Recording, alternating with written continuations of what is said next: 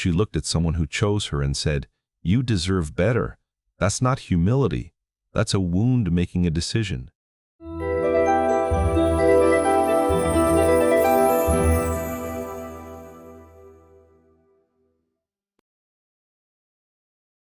If you've ever talked yourself out of something good before it even started, you already know this feeling. A short video went viral recently. A woman with a disability is sitting across from a man who clearly wants to be with her. He's present, he's chosen her, and she looks at him and says, the 4 words that undo everything: "You deserve better than me." The internet split. Half the comments called it noble. The other half recognized something else entirely. Not selflessness, something quieter, something older, the kind of thing you've done in your own life, in smaller rooms, with fewer witnesses. What she did was not a sacrifice. It was a verdict. She looked at the evidence of her own life and decided, before he could, that she wasn't enough. And she dressed that verdict in the language of love. This video is about that verdict, the one that lives inside you, the one that decides, before anyone else can, that the good thing wasn't meant for you. We're going to look at where it comes from. A psychologist named Carl Rogers had the clearest explanation anyone has ever written.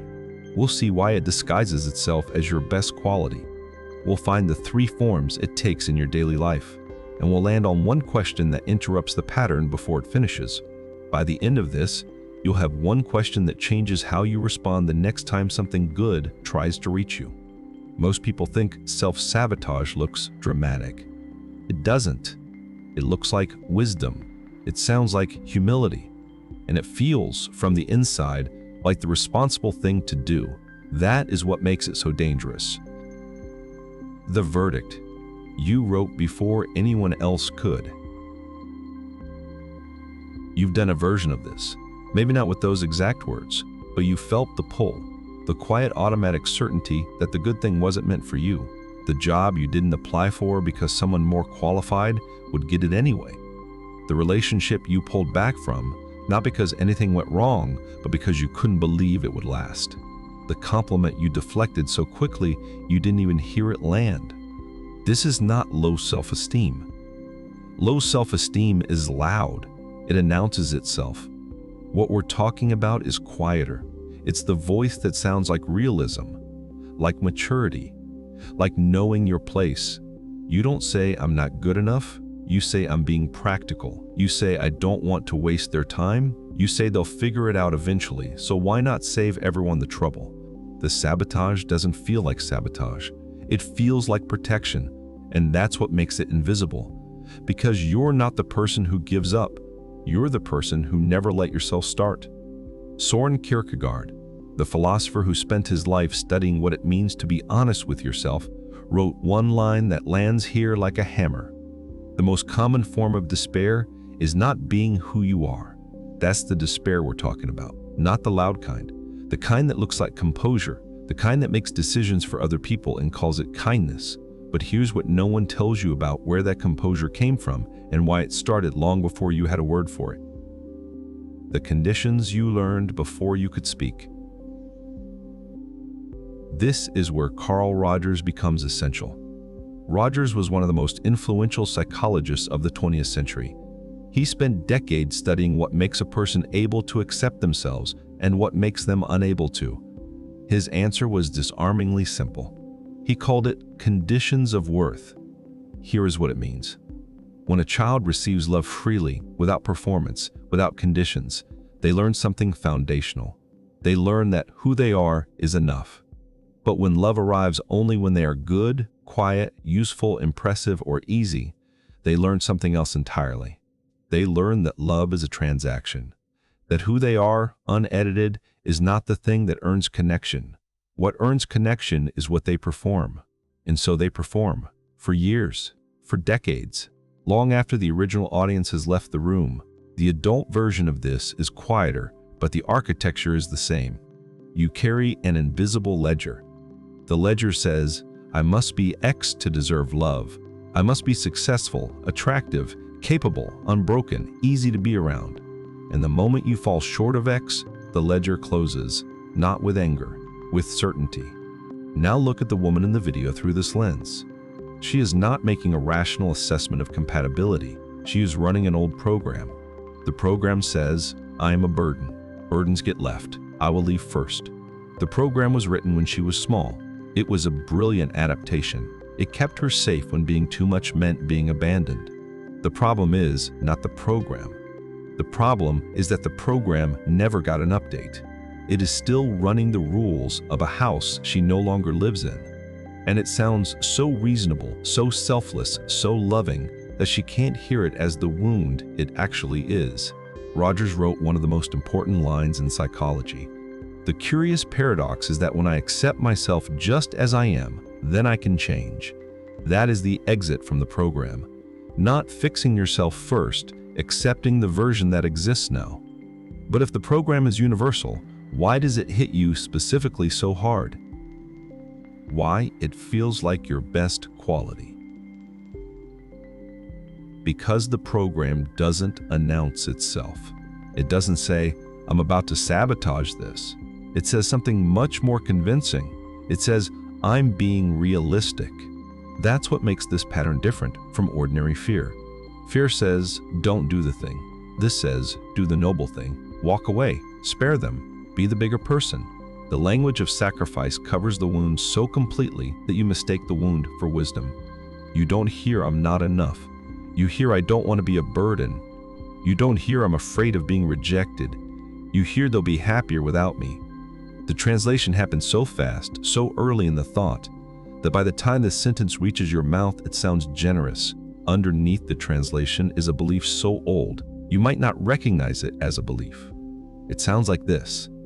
If they really knew me, the unperformed version, the one without the effort and the armor, they would leave. Not because they're cruel, because I'm not enough without the performance. And so you perform. Not maliciously, not even consciously. You perform worthiness in every relationship, every job, every friendship. And when you can't perform, when illness or disability or failure strips the performance away, the old belief surfaces. And it says what it always says, leave before they see. Viktor Frankl, who survived the worst conditions any human has endured, wrote something that speaks directly to this moment. Everything can be taken from a man, but one thing. The last of the human freedoms, to choose one's attitude in any given set of circumstances. The woman in the video had that freedom. She used it to choose for someone else. And that choice, that quiet removal of his agency, was the old program finishing its work. Once you see this in yourself, you start seeing it everywhere. In the compliment you deflected yesterday, in the opportunity you talked yourself out of last month. The pattern is not invisible anymore. And once you know the shape, you can't unsee it. The 3 disguises. There are 3 forms this pattern takes in daily life. 3 disguises. Once you know them, you'll recognize them in your own behavior within the next 24 hours. Disguise number 1. Pre-emptive withdrawal. You deserve better than me. I'm not ready for this. You should find someone who can give you what you need. The withdrawal happens before the other person has evaluated you. You remove yourself from the equation so that rejection becomes impossible. It feels like generosity. It is a unilateral verdict. Disguise number 2. Deflecting good things. Someone compliments your work and you immediately explain why it wasn't that hard. Someone says they admire you and you redirect to someone more deserving. A good thing arrives and your hands open to let it pass through instead of holding it. The ledger says it wasn't earned, so the good thing cannot land. Disguise number 3. Overgiving as armor. You pour yourself into others so completely that you never have to receive. You are the helper, the listener, the one who shows up. And no one notices that you never let anyone show up for you. Because if you're always the one giving, you never have to face the terrifying question of whether someone would give to you freely. All 3 disguises have one thing in common: control. If you reject yourself first, the rejection you fear can never arrive. If you deflect the good thing, it can never be taken away. If you never stop giving, you never have to test whether you're worth receiving. The pattern is not weakness. It is an old form of strength that outlived its usefulness. Now that you can see the disguises, the question becomes specific. What do you actually do when you catch yourself reaching for one? The one question that changes everything. Here is the question. One sentence. Memorize it. Am I protecting them, or am I protecting myself from being rejected? That question is the interrupt. It breaks the program mid-sentence because the program relies on speed. It needs to finish the thought before you can examine it. The question forces a pause, and in the pause, the disguise falls away. Install it at a specific moment. The next time you feel the urge to pull away from something good, a person who chose you, a job that wants you, a compliment that landed, pause. Ask the question. If the honest answer is, I'm protecting myself, then the next step is simple. Let them decide. Letting them decide is the hardest part, because the old program says their decision will be rejection. But that is the program talking, not reality. The program wrote its prediction when you were small and powerless. You are not small anymore. Here is a second practice. Smaller, harder than it sounds. The next time someone offers you a compliment, help, or affection, do not deflect. Say thank you and sit with the discomfort for 10 seconds. That is the entire practice. The discomfort you feel is the old program running. Sitting with it is how you begin to rewrite it. Brené Brown, whose work on shame and vulnerability shaped an entire generation of research, wrote this: daring to set boundaries is about having the courage to love ourselves, even when we risk disappointing others. The boundary we're talking about here is the boundary against your own verdict, the one that says you're not enough. And here is what makes this different from every motivational speech you've heard. This is not about believing you're enough. Belief comes later. This is about behavior. Stop deciding for other people. Stop withdrawing before they can choose. Stop deflecting what arrives. The belief will follow the behavior, not the other way around. Letting someone choose you is not selfish. Deciding for them is what you deserve. To let yourself have. Here is the reframe that changes everything. Self-sabotage, disguised as selflessness, is the cruelest trick your mind plays on you. It takes your deepest wound and dresses it as your best quality. You've been calling it maturity, calling it realism, calling it love. It was never any of those things. It was an old program written in a small room by a version of you who had no choice but to make themselves smaller to survive. You are not in that room anymore. The people around you now are not the people who taught you that love comes with conditions. But the program doesn't know that. It is still running the rules of a house you left years ago. So the permission this video offers is this. You can stop deciding for other people what they deserve. You can stop being the judge and the jury of your own case. You can let the verdict go. The woman in the video is not wrong for feeling what she feels. The feeling is real. The wound is real. But the decision she made to withdraw before he could choose was not selflessness. It was the old program finishing its work. And the man sitting across from her deserved the chance to choose. You have people in your life right now who have already chosen you, not the performed version, not the version with the armor and the effort and the careful presentation. They chose the version you keep trying to hide. Let them. Carl Rogers spent his life studying what it takes for a person to become whole. His conclusion was not complicated. You don't become whole by fixing yourself first. You become whole by letting yourself be seen before you're finished.